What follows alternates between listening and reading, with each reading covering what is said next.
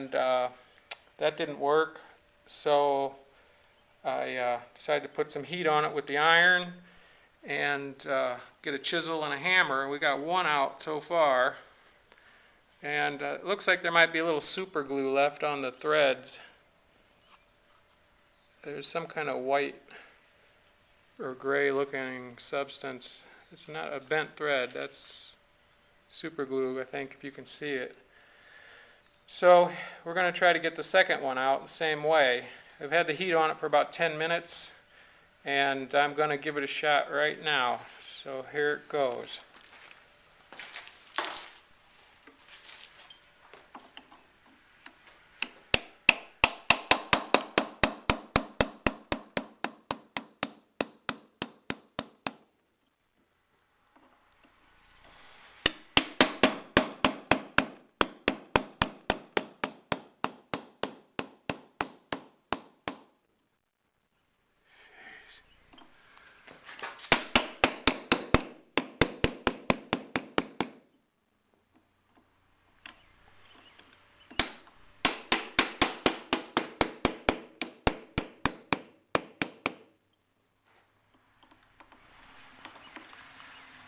Stop.